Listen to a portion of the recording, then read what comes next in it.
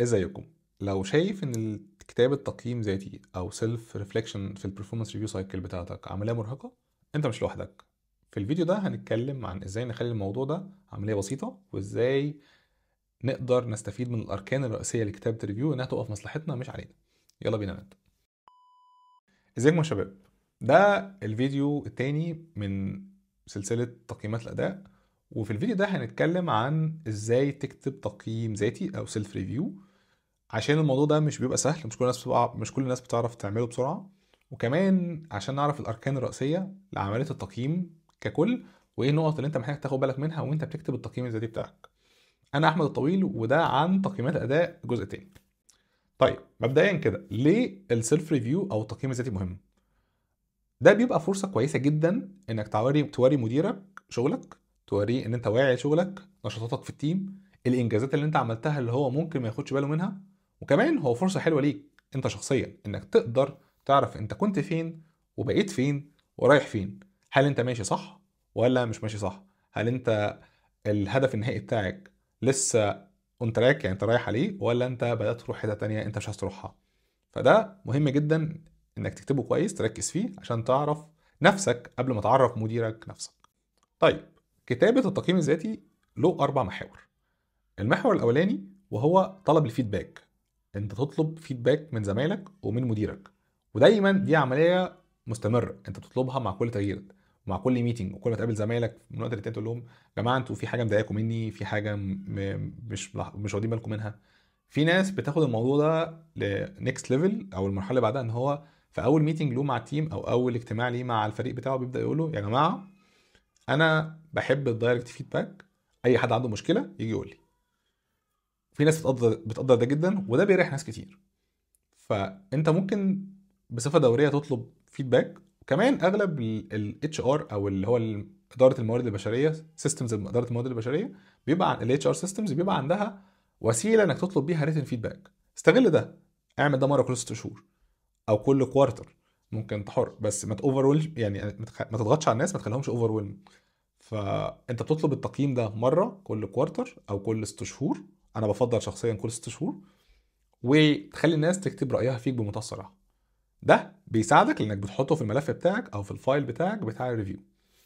الجزء التاني وهو الانجازات. انت بتبدأ تتكلم عن الانجازات بتاعتك، والانجازات هنا بتتكون من الحاجات اللي انت خلصتها، مش اتعلمتها، مش لسه بتعملها، مش لسه هنشوف نتيجتها قدام. دي حاجات خلصت، حاجات انت نتيجتها ظهرت، انت عملتها، حاجات كل الناس عارفة انها خلصت وكل الناس عارفة نتيجتها. مثال على ده، فلنفترض ان انت كنت شغال على فيتشر جديده مع البرودكت مانجر ومديرك، او مدير المنتجات ومديرك الهندسي، وفي نص الفيتشر دي حصلت مشاكل زي اي فيتشر، وابتديت انت خدت دور برو اكتيف او عفوي او استباقي، وبدات تخش على الناس تكلمهم وتجمعهم في الميتنجز روم، في الميتنج رومز، وتبدا تناقش معاهم وتقول لهم: يا جماعه احنا محتاجين نحل المشكله دي، وحلتها وطلعتها. ده انجاز بتكتبه عندك، وبتقول على نشاطك ان انت قدرت تطلع الفيتشر دي، وكمان بتقول امباكت او النتيجه بتاعت الفيتشر دي. فنفترض انها قدرت تزود عدد اليوزرز 10%، فانت بتكتب ان انت بسبب شغلك قدرت قدرت تعلي عدد اليوزرز 10%. ده مثال للانجاز. تاني حاجه وهو التحديات وازاي حلتها والدروس المستفاده. نرجع على نفس المثال بتاعنا، فيتشر والدنيا مجعلصه خالص ومحدش راضي يتحرك من مكانه والدنيا متبهدله. ده هنا تحدي انت قدرت تحله، ان انت قدرت تجمع الناس في اوضه اجتماعات واحده او ميتنج روم، وقدرت تحل الكونفليكت ده، وقدرت يعني تزق المراكب الواقفه. فده بيتكتب عندك في دور التحديات، ان انت كمهندس قدرت تخش الميتنج وتحل كل مشاكل الناس المختلفه، وكمان تحطهم كلهم على ترابيزه واحده وتطلع رود ماب وتنفذوها. الدرس المستفاد ايه؟ اكيد كان في غلطات في التصميم من الاول، اكيد كان في غلطات في التخطيط، اكيد الريكويرمنتس ما كانتش واضحه. لازم تشوف انت استفدت ايه وتكتبه، عشان يبقى واضح ان انت كنت ماشي بمنهجيه. انت في مشكله قدرت تحلها، طلعت الدرس المستفاد، ادى الى انجاز اللي انت كتبته في الاول. لو مشيت بالسايكل دي في كل حاجه انت عملتها في شغلك، صدقني البرفورمانس ريفيو بتاعك او السيلف ريفيو بتاعك هيبقى عظيم جدا، وكل الناس هتحب تقراه، وانت شخصيا مش هتحس بصعوبه وانت بتكتبه عشان الحاجه واضحه، المنهجيه واضحه. الجزء الرابع وهو خطتك المستقبليه، وده مهم جدا جدا جدا للمستقبل بتاعك. انت لازم تبقى واضح مع نفسك ومتفق مع نفسك انت عايز تبقى فين، انت عايز تروح فين بعد كده، ولازم تنقل ده لمديرك، وبتنقله عن طريق آلية واضحة ومنهجية. برضو مش بتروح تقول له يعني مثلا انت عايز تبقى ستاف انجينير او عايز تبقى برنسبل انجينير، انت بتروح تقول له انا هدفي ان انا اكبر في الليدرشيب مثلا، وعايز ابقى في التك ليدرشيب، في البرنسبل عايز اروح برنسبل انجينير. تبدا تقول له بقى ايه، دخلني معاك في الميتنجز، دخلني في التحديات الكبيره، حطني في مشاكل اكبر. هو دوره انه يساعدك، او دوره انه يوجهك، او لو هو مش عارف يوجهك يوديك لحد يساعدك. فانت بتخش تقول له على تطلعاتك وعلى اهدافك، وعلى اساسها بتبداوا تحطوا مع بعض خطه لتنفيذ التطلعات دي، وبتعملوا زي خريطه عمل ليها. في مثلا بعد 3 شهور هنعمل كذا، بعد 6 شهور هنعمل كذا، هنحاول ندخلك المشروع الفلاني عشان المشروع ده هيعلي لك المستوى التقني بتاعك، وفي نفس الوقت هيخليك تتعرض لنوع مشاكل جديد، وهكذا. فدول الاربع اساسيات او الاربع محاور اللي بيتبني عليهم اي ريفيو. تاني باختصار: تقييمات الزملاء، الانجازات، تحديات الدروس المستفاده، الخطه المستقبليه. انت تكتب ده في دوكيمنت، سواء بقى اي دوكيمنت، تبدا تظبط الكلام، ما ينفعش يبقى فيه اخطاء املائيه، وتبدا تشير ده او تشاركه مع مديرك، وبتبداوا تتناقشوا فيه بقى كل سايكل. ايه الدنيا، ايه اللي صح، ايه اللي هو شايفه غلط، ايه اللي هو شايفه صح، وتبدا تاخد رايه. نصيحه صغيره، النصيحه دي مهمه جدا: مع اول كل سايكل بتفتح دوكيمنت فاضي وتبدا تكتب انجازاتك انجاز انجاز، عشان اخر السنه لما تبدا تجمع الفيدباك بتاعك الشخصي تبدا تكتبه، ما تقعدش تلف تفتكر انت كنت بتعمل ايه. لا، انت عندك دوكيمنت مسلسل زمنيا في كل الانجازات بتاعتك اللي انت كنت بتكتبها اول باول. ولو حد من زمايلك اداك كلمه حلوه، قال لك مثلا على سلاك او على تيمز والله you have done a great effort مثلا، او انت كنت عظيم، او انت يعني I really enjoy working with you, you're amazing، الحاجات دي كلها بتاخد اللينك بتاعها وتحطها في الفايل ده مع السياق. يعني انت بتكتب مثلا والله احنا كنت شغالت على الحاجه الفلانيه وخدت فيدباك كويس، ده لينك الفيدباك، عشان الدوكيمنت ده هيبقى مرجع ليك بعد كده لما تيجي تكتب السيلف ريفيو بتاعك. النقطه دي مهمه جدا. في بقى شويه تريكس كده صغيره وانت بتكتب ريفيو لازم تاخد بالك منها. اول حاجه لباقه الكلام، لازم تعرف تكتب كويس، عشان كده مهاره الكتابه دي من المهارات اللي انا دايما باكد عليها.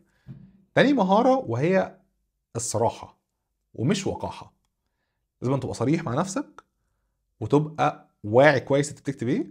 لو عندك مشاكل في حاجه لازم تبقى واعي بيها، تكتبها او ما تكتبهاش دي ليها سياسات تانية في الاداره او في الترقيه او وات ايفر، ولكن لازم تبقى عارف المشاكل بتاعتك، عشان لو مديرك جه واجهك بيها في مره تبقى فاهم كويس النقط اللي انت كنت قوي فيها وكاتبها، والنقط اللي عندك ضعف فيها اللي مديرك لو هو مدير شاطر هيجي يدوس عليك فيها او يسترس عليك فيها، عشان يقدر يظبط البالانس او يظبط الرمانه زي ما بنقول، عشان لو هنعمل بروجرس او هنعمل ترقيه او تطور او بروموشن تبقى منطقيه. تاني حاجه انك محتاج تكتب باختصار، ما تقعدش تحكي لي قصص، ما تقعدش تعملي دوكيمنت 50 صفحه ما حدش فاضي يقرا.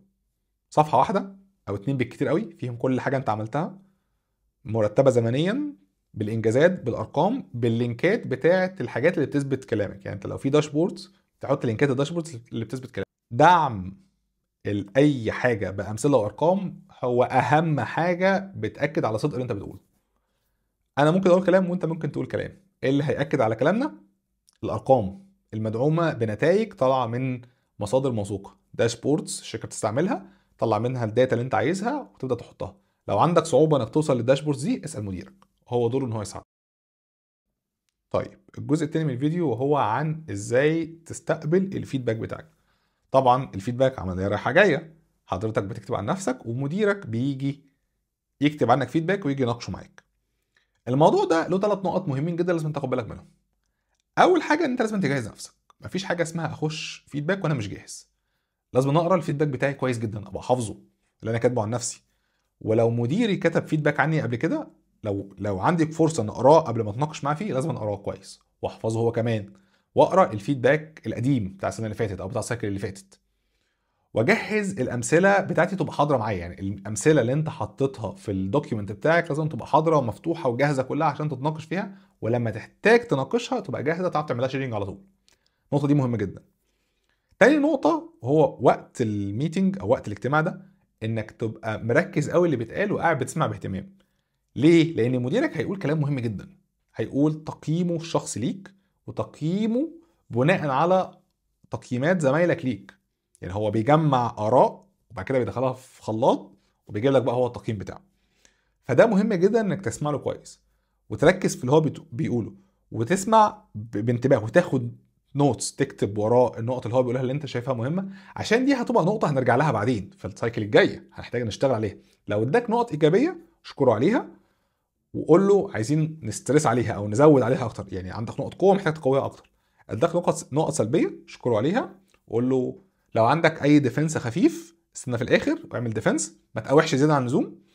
لو هو قال واخد قراره خلاص هو خده، قول له بقى تعال ده كلام جميل، يلا بقى قول لي او تعالى نعمل خطه ازاي نحل المشكله دي. وهو دوره برضه ان هو يساعدك تحط خطه تحسن بيها المشكله عندك. فلنفترض انت عندك مشكله في الكتابه او عندك مشكله في الكلام، هو دوره ان هو يساعدك تعمل ده، تحل المشكله دي. فلنفترض انت عندك مشكله تقنيه في تكنولوجي معينه ضعيف فيها، هو دوره انه يساعدك انك تلاقي لها كورس، تاخد لها كورس، يخلق لك وقت وسط الشغل انك مثلا تقول له انا هوفر ساعه في اليوم عشان اخد الكورس ده لمده شهر مثلا. ده دوره ان هو يحل لك المشاكل بتاعتك. والريفيو يبقى رايح جاي بهدوء وتفهم كويس انت عايز ايه من الاجتماع ده، وهو كمان يقول لك اللي انت محتاج تشتغل عليه. تالت حاجة هو خليك ايجابي. يعني النقد ده لازم تاخده بايجابية، ما ينفعش تاخده بسلبية. لو خدته بطريقة سلبية مش هتحل حاجة. ولكن جزء من الفيدباك ان انت تقدر تحل مشاكلك. ما هو مفيش حد فينا ما عندوش مشاكل، فانت عادي هتاخد فيدباك حلو مره وهتاخد فيدباك وحش مره، هتاخد فيدباك حلو في حته وهتاخد فيدباك وحش في حته. فانت لازما تركز وتقوي الحاجات الايجابيه وتحل الحاجات السلبيه. الحاجات دي لازم تتحل. ولو خدت الموضوع بسلبيه فانت في الغالب بتنهي كل الفرص الايجابيه انك تحلها. فاتعامل بايجابيه، اسمع بهدوء، خد الموضوع بصدر رحب، وحاول تحل المشكله دي عشان تقدر في السايكل الجايه تثبت ان انت حلتها، فتثبت ان انت بتتطور. وفي النهايه كده اكون خلصت اللي انا عايز اقوله. هو فيديو صغير باختصار شديد جدا ازاي تكتب ريفيو بتاعك وازاي تسمع مديرك وهو بيديك ريفيو. اتمنى ان انتم تكونوا استمتعتوا بالفيديو، ولو عندكم اي اسئله او استفسارات او حابين ترشحوا مواضيع للفيديوهات اكتبوا لي في الكومنتات وانا هنزل ابص عليهم. شكرا، سلام عليكم.